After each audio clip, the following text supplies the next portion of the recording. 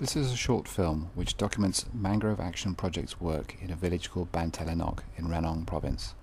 Their project has implemented a technique called ecological mangrove rehabilitation to return an aquaculture pond back to mangrove. Bantelenok is the uppermost of the pins that you can see on the map here, just south of Ranong town. It's a small Muslim coastal community. The livelihoods are based on fishing. Bantelenok was greatly affected by the Asian tsunami. One of the things that was completely destroyed was the school that was very close to the beach. This has been rebuilt inland and up the hill, but the tsunami managed to kill tens of children in this school. Similarly, an awful lot of houses were completely wiped away. These are just steps in front of what used to be a house. It's a small village with one road running through it. The road runs down to the beach.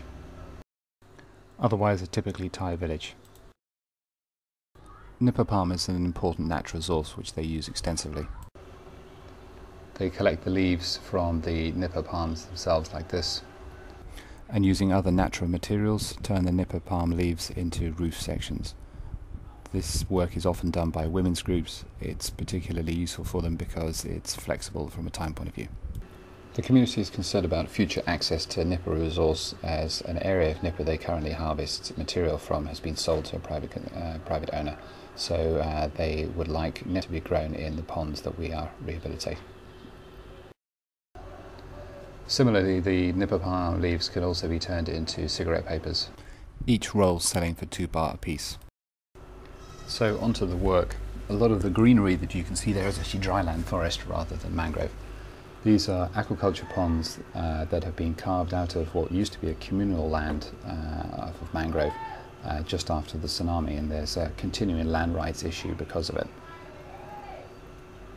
From previous surveying work, we've numbered these ponds. The one that we're looking for with the red arrow is pond 4, and you can see it's in a U shape. North is essentially straight up. Our collection of ponds are linked by the channel you can see there to the open sea. Much further down the channel are a lot of mangrove trees, so we hope that we shouldn't be propagule limited.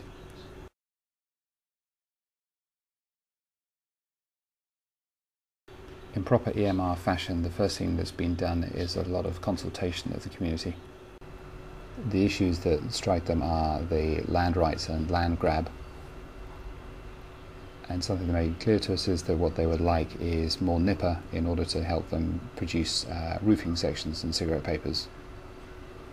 So back to pond 4 and how we found it originally. This is the southwest corner looking north up the left-hand arm or west arm. From the southwest corner. And spinning through to the right so as to look along the bottom of the U. It's about 70 metres. To then the far corner, the southeast corner.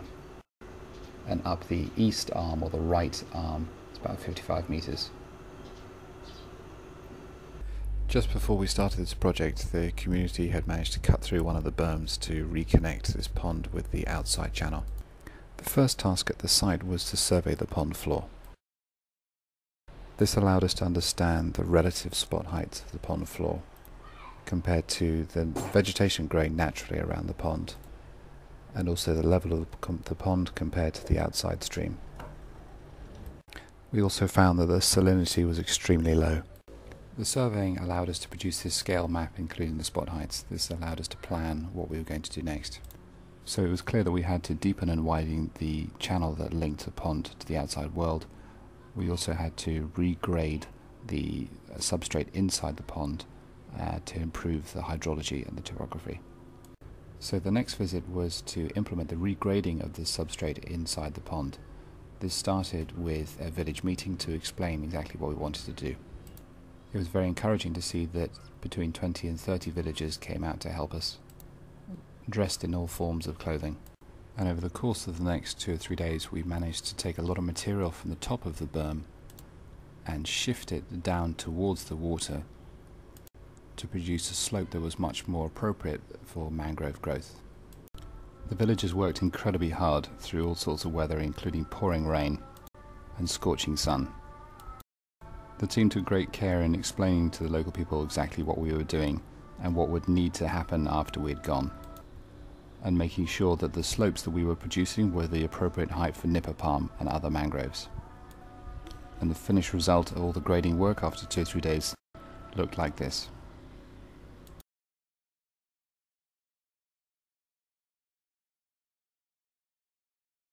We're fortunate that in the middle of our pond there's an area of natural mangrove that still survives. So we also took the opportunity to increase the hydrology and the flow through this system and removed all the debris and dead wood in the ponds, including old fish cages and netting. We also widened and deepened the connecting channel to make sure we had as good a flow in and out of the pond as possible.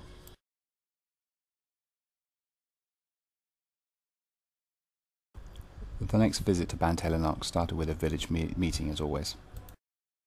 We went to great lengths to explain exactly what we wanted to do to try and improve the hydrology of the pond.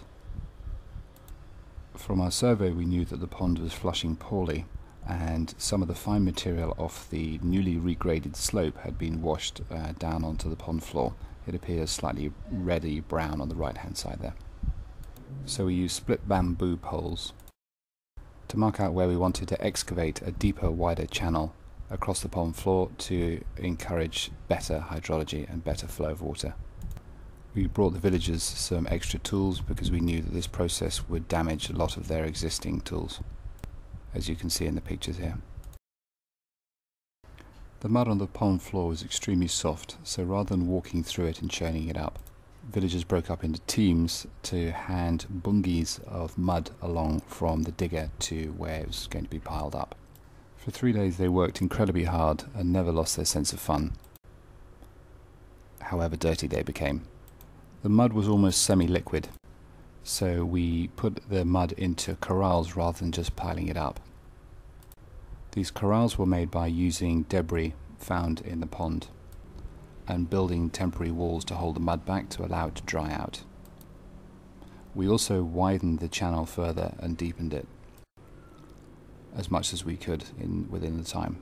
Having completed the excavation on the east side of the pond, the villagers then wanted to plant some nipper palm. The villagers had grown these seedlings themselves and planted them out on the newly produced slopes, as well as on the pond floor. So at the end of the digging, the site looked like this, with a much deeper, better channel for the water to flow around in. After the site work, we then installed some monitoring plots. We put these together using 2-meter metal rods and explained very carefully to the local people why we were putting these in place. These were put at various heights to be able to monitor natural regeneration, including some areas that covered part of the newly excavated canal and right at the far end of the arms of the pond. The monitoring plots can be seen here as square boxes on the map. The final project with the village was to consolidate all this work and learning into an EMR training session which was held at the newly built school. The participants included local villagers who had taken part in the work that we had done, conservation group members from other local villages, all facilitated by a professional facilitator. We then went back to the site to help bring theory and practice together. During the course of this EMR training, we were joined by a film crew from the University of British Columbia, who were producing a documentary about the relationship between shrimp aquaculture and mangroves. We then moved south to Krabi town in Krabi province and ran a further EMR session with most of the participants talking about a different case history in Banglandar village. This village is based in a Krabi estuary Ramsar site where we met the local people and had lunch with them, and then heard from the local people how they ran a successful crab bank before looking at the EMR site in Banglandar, which follows very much the same principles as Untitled. Thank you very much for your attention. This concludes the film. Matt would like to thank the villagers of Untitled for their unfailing support and financial assistance from BMZ.